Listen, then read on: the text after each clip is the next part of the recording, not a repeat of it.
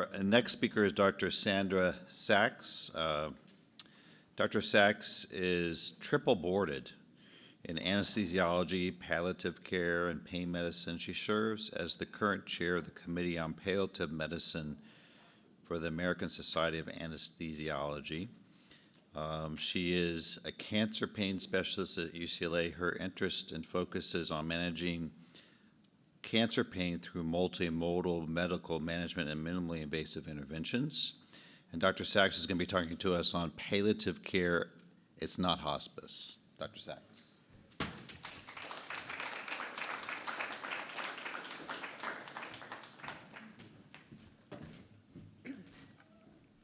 right, good afternoon, everyone.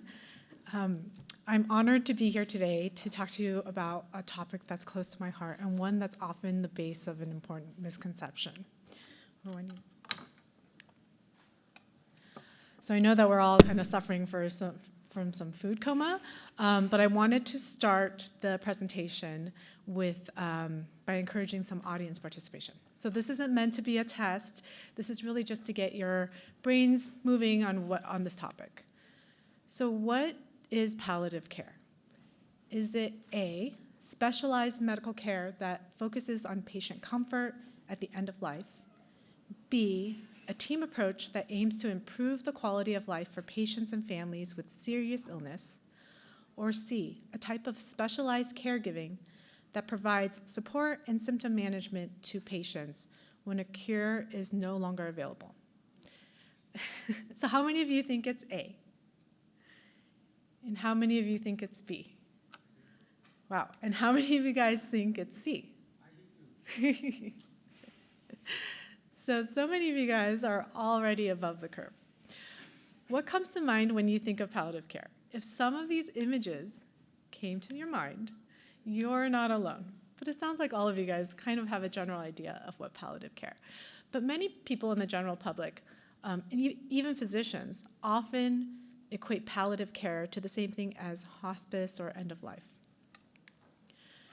The Center to Advance Palliative Care commissioned a survey back in 2011 to 800 adults, and they found that, as you can see in this pie chart, that the vast majority of people said that they were not at all knowledgeable or they didn't know anything about palliative care. And this was basically a problem and showed that there was a clear need to educate the public about what palliative care was. Even though the study was done over 10 years ago, unfortunately, not much has changed. They also did in-depth interviews and focus groups with physicians. They asked them to define what palliative care was, and this was some of their direct quotes. Comfort care during one's last weeks or days of life to allow patients to pass in comfort or dignity. To keep a patient comfortable. To make a patient's remainder of life comfortable and pleasant without side effects of treatment. No aggressive measures are taken. Palliative care is helping families to give them comfort and options for what to do at their loved one's end of life. Palliative care is comfort care. The goal is to keep a patient comfortable and out of intensive medical treatment. The goal is not to cure, but to treat their symptoms. They found that many physicians tended to equate palliative care with end-of-life or hospice care. And this is a problem because physicians are often the first ones to introduce the idea of palliative care, or they're the ones that are referring their patients to a palliative care specialist. And if they didn't have a clear understanding of what palliative care was, then understandably, they have a hard time conveying all the positive things that a palliative care team can do for their patients.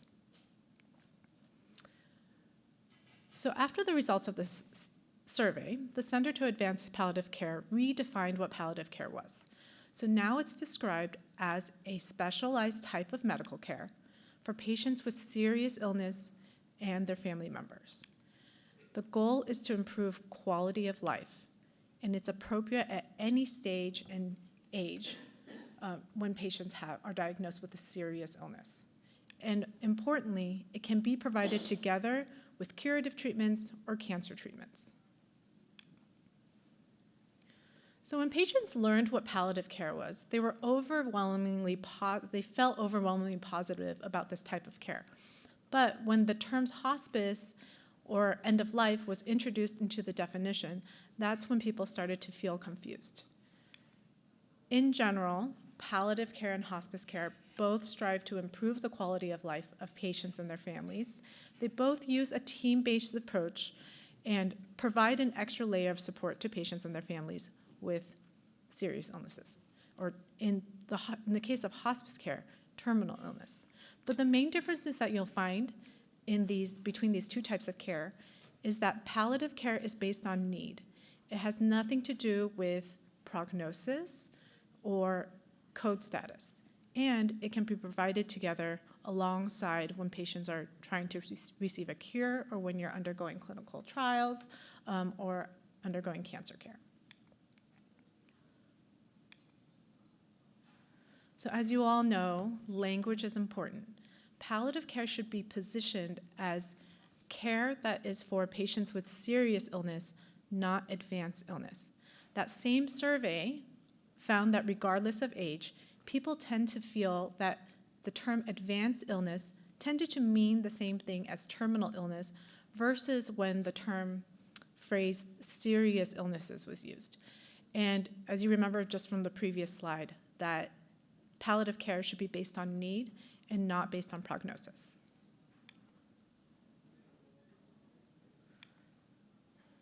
So if you take away one thing from today's talk, I hope that it's this slide. What is it that we do? Think of us as symptom management experts. We have a wide array of tools in our toolbox to help manage pain, nausea, fatigue, loss of appetite, delirium, or any symptoms that may come up with cancer or cancer treatment. We provide psychosocial support to you and your family, and we often spend a considerable amount of time exploring the concept of total pain. And this is pain that is beyond anything physiologic. So pain that may not necessarily be explained by findings on imaging or on physical exam. We understand and empathize that cancer patients may suffer from psychological, physical, social, existential, and emotional struggles. And finally, we are compassionate and communication experts. Think of us as your advocates. We try to align medical care along your goals, values, and preferences. And so this is what I think about as the three-pronged approach, all the while maintaining you and your family in the center of our care. The Center to Advance Palliative Care did a follow-up survey in 2019, and they found that despite the 8 years that had lapsed, the vast majority of the public still had very little understanding of what palliative care was. But they did find that when they did further interviews with physicians, that at least doctors were a little bit more aware of what was going on, except that there were still some misunderstandings and misconceptions about palliative care being synonymous with hospice care.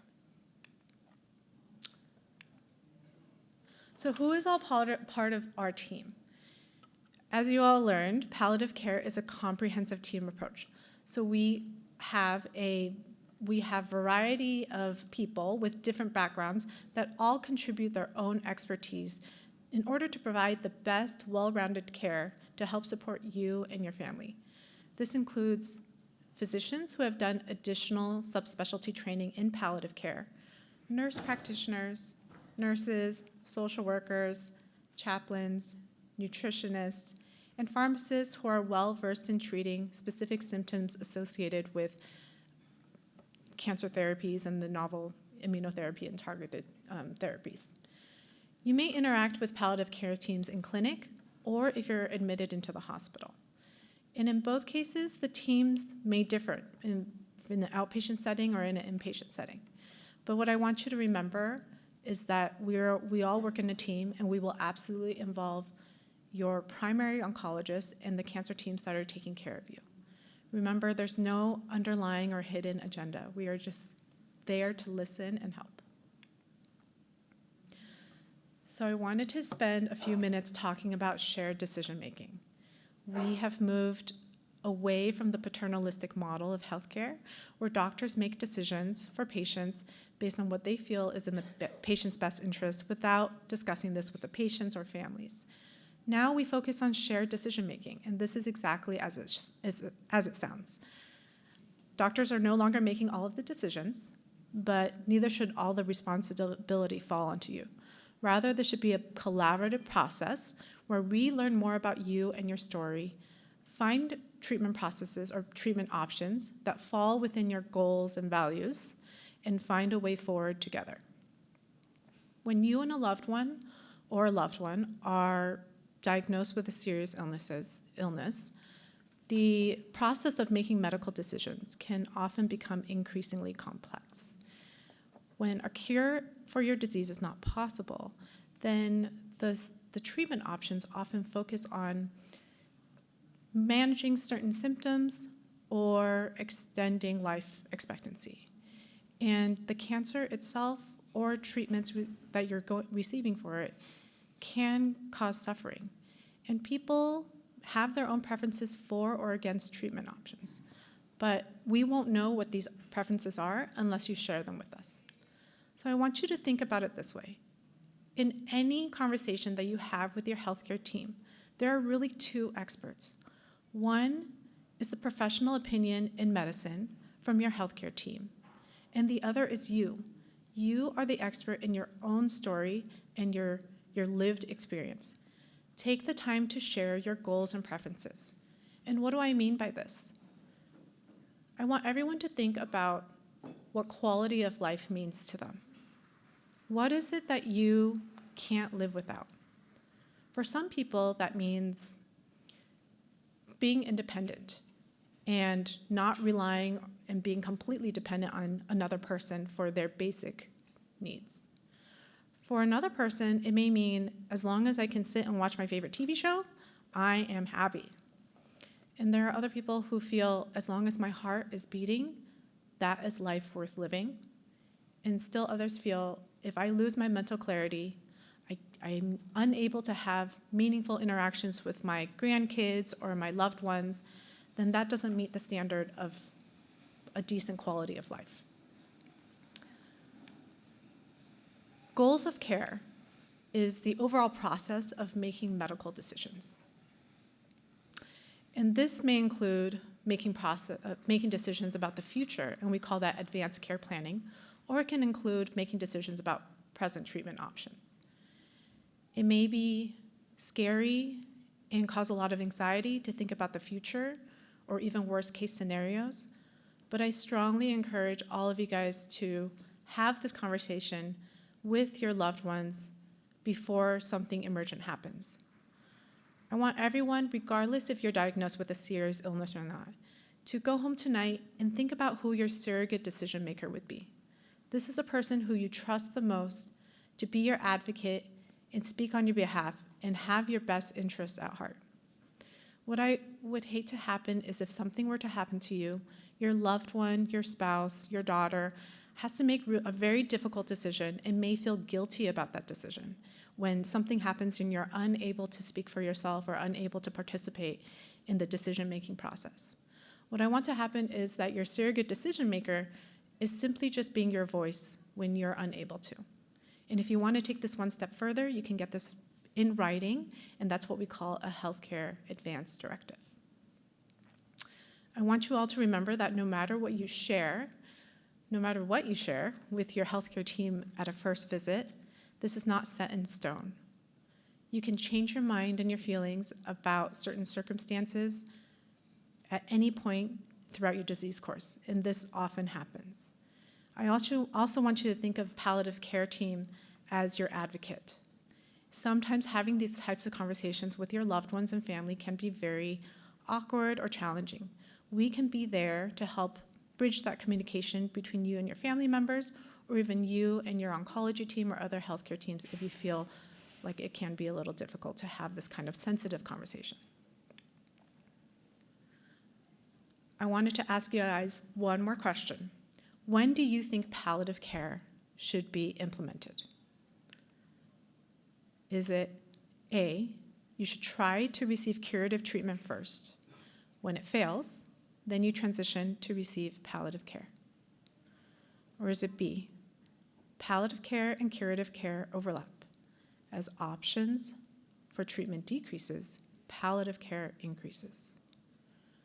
Or is it C? Palliative care begins when you start feeling symptomatic and can be given with curative and life-prolonging cancer care. How many of you feel that it is A? And how many of you feel that it's B? And how many of you feel that it's C?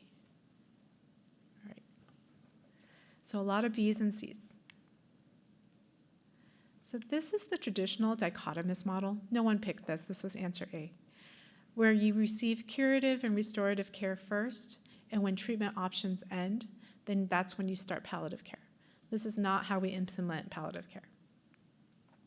This is what we call the overlapping model of care, where palliative care increases as curative and restorative care or cancer care options decrease. This also doesn't quite meet the needs of patients and families. This is an individualized, integrated model of palliative care, which is the preferred method. When patients are diagnosed with an incurable cancer, they often face tremendous symptom burden, existential, emotional suffering, and their quality of life often declines throughout their disease process. So as you can see here, palliative care actually starts at the onset of symptoms, and with restorative and curative care, or alongside cancer care, the curves match parallel and increase and decrease. The way I think about this is when my patients are undergoing a particularly intense chemotherapy, or they're in a clinical trial that has a lot of symptoms, they may have more pain or nausea, and their palliative care needs may increase at that time. You can see that these two curves really follow each other quite well until towards the end, where when options for cancer-directed treatment start to dwindle, that's when palliative care increases and when hospice discussions may start to take place. I want you to notice that in that last two models, palliative care ended at the time of patient death. But here, it extends to include both hospice as well as bereavement support for you and your loved ones. Despite the advances in medical therapy, surgery, radiation, the prognosis for pancreatic cancer, unfortunately, is still quite poor. There have been multiple studies to show the improvement in outcomes when palliative care is integrated early with cancer care. And this can include improvement in quality of life, mood, patient and family satisfaction, and a better prognostic understanding of the overall disease. And finally, I just want to leave you with these three takeaways. 1, palliative care is a team-based approach. It's dedicated to improving the lives of patients and families with serious illnesses. And 2, palliative care should be implemented early, whenever you start to feel symptoms, and it is not the same as hospice or end-of-life care. It is based on patient and family need and not on prognosis and has nothing to do with code status. And finally, 3, proactive palliative care can improve multiple outcomes, including patient, family, and healthcare outcomes. Thanks, everyone.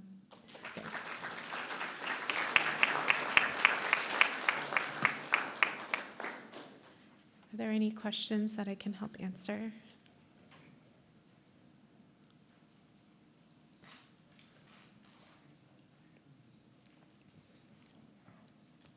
Hi. This is not really a question. I got diagnosed with my pancreatic cancer 6 years ago, and about 4 weeks after I joined, I started seeing a palliative care doctor, okay? And they said the same thing, that we're just here to help you, Frank, get through whatever you're going through, and you don't have to be dying on us, okay?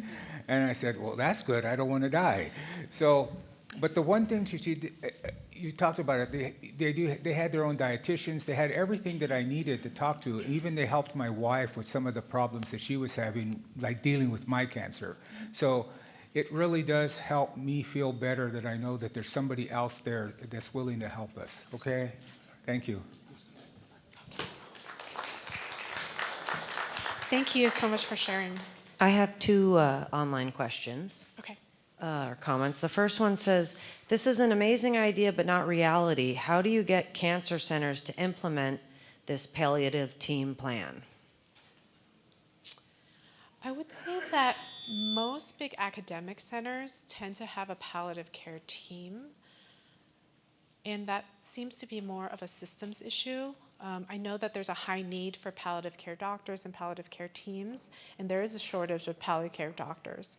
I think that the most important thing is sharing with your oncologists and cancer teams that you want to be referred to a palliative care specialist, and even if it's not within your own where you're receiving cancer care, maybe they can refer you to a palliative care team that is outside of where you're receiving cancer care and at a bigger academic center. Because typically at any big academic institution, there are palliative care teams. Excellent. Okay, next question is, could you elaborate on what worsening signs a caregiver should pay attention to in a patient receiving palliative care other than pain? Oh, yeah. No problem. I'm sorry. I'll Can you repeat that. They're getting set up for the Yes. speaker panel. Could you elaborate on what worsening signs a caregiver should pay attention to in a patient receiving palliative care other than pains? Worsening signs a caregiver should pay attention to. Oh, I see. So what might increase the need of palliative care? I think the typical symptoms: fatigue, nausea, acting not like themselves. I think those are the main ones. Hi, I'm not going to try to play with this because I'll probably knock it down. But I have a patient survivor that is in our support group. No, I'm okay on my toes. And she went on palliative care and then went on hospice and now wants to go back on palliative care, but she's being told she can't. And that if she switches, they won't take her back on hospice. So I don't want to put you on the spot, but I just want to be able to give her some advice on what to do. Yes, please. So important. So there are a lot of independent hospice agencies. People can disenroll from a hospice anytime. It doesn't disqualify you from receiving hospice services in the future. And I'm sorry I didn't have enough time in this talk to kind of go over what hospice is, but just in general, hospice is for patients with terminal illness when they have 6 months or less if they were to let their disease progress without any treatment. So oftentimes people may move back and forth, and that's totally okay. And I don't know if they're being told that by their hospice agency, but that's not true. Yeah, and hospice agency, because they are all independent, they may want to hold on to their patients. It's understandable, but it's within your right to disenroll from hospice, get palliative care and cancer treatment again, if that's what you feel aligns most with your goals. And if things get worse again and you want to re-sign with hospice, you can do that. You can do that with the same agency or with a different agency. There are so many different hospice agencies out there, and I always encourage people to actually interview at least 2. So each hospice agency may have different staffing models, and they may be able to offer you something different. Some people feel pressure just to sign with the first one that they interview, but these are the people who are going to be taking care of you or your loved one in their last days of life or months, and so it's really important to pick an agency that you feel comfortable with and that you feel will support you and your family. Is there any place that you can find like the questions, like what should I ask? Like for resource? Not that I know of. What I typically tell my patients is, you want to ask what kind of support they have after hours. If things start to worsen and the plan is not to go back to an emergency room, what kind of support can be given? Are there 24-hour nurses that can come out to the house if there's uncontrolled pain or intractable nausea or vomiting or things and symptoms that just can't be controlled with the medications that they provided with you. But unfortunately, I don't know of any overall Yeah. resource on what kind of questions to ask. Oh, thank you. I appreciate it. Whoops.